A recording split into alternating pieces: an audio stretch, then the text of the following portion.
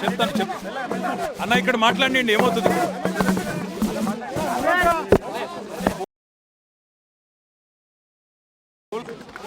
ACB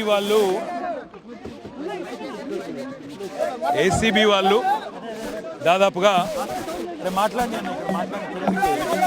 ఇక్కడ మాట్లాడి భయ్యా, ఏసీబీ వాళ్ళు అన్ని ప్రశ్నలు ఏవైతే అడిగారో వాటన్నిటికీ సంతృప్తికరంగా నాకు ఉన్న అవగాహన మేరకు, నాకు తెలిసిన మేరకు వివరంగా సమాధానం ఇచ్చాను.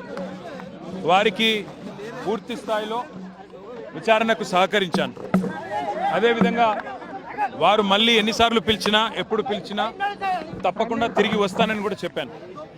అదే మాదిరిగా కేసు ఏదైతే పెట్టారో ఇదొక చెత్త కేసు, ఇందులో విషయమే లేదు, మీరు అసలు ఏం చేస్తున్నారో కూడా ఈ ప్రభుత్వ ఒత్తిడిలో మీకే తెలియదు, పూర్తి స్థాయిలో అసంబద్ధమైన కేసు అని కూడా వాళ్ళకి చెప్పాను. దాంతోపాటు నేను ఇంకొక మాట కూడా వాళ్ళని అడిగాను. ఇవాళ పొలిటికల్ ప్రెషర్లో ఒక పొలిటికల్ కేసు పెట్టి దీనివల్ల ఏదో సాధిస్తానని రేవంత్ రెడ్డి అనుకుంటే అది ఆయన మూర్ఖత్వం మాత్రమే అవుతుంది అనే మాట కూడా చెప్పాను.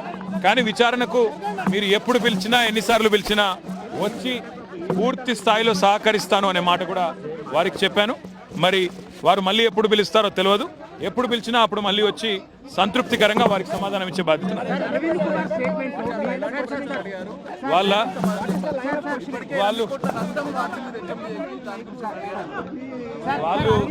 వాళ్ళు పాపం రేవంత్ రెడ్డి రాసిన 4-5 ప్రశ్నలు పట్టుకొని ఆ 4-5 ప్రశ్నలే 40 రకాలుగా అడిగారు. కొత్తది అడిగింది ఏమీ లేదు, కొత్తది ఒకటి కూడా లేదు. ఇందులో నేను అడిగింది ఒకటే, వాళ్ళను పైసలు ఇక్కడికి వెళ్ళి పంపించినామని చెప్తున్నా, అక్కడ పైసలు ఉన్నాయని వాళ్ళు చెప్తుండ్రు, కరప్షన్ ఎక్కడ ఉంది అని అడిగినా సమాధానం లేదు. మీడియా మీద దాడేందుకు? ప్రాబ్లం ఏంది? ఇక్కడ మాట్లాడుతుంది. ప్రాబ్లం ఏంది?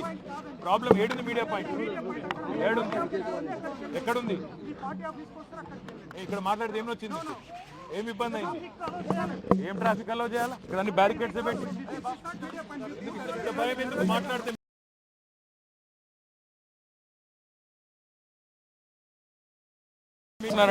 మళ్ళీ మాట్లాడదాం. థ్యాంక్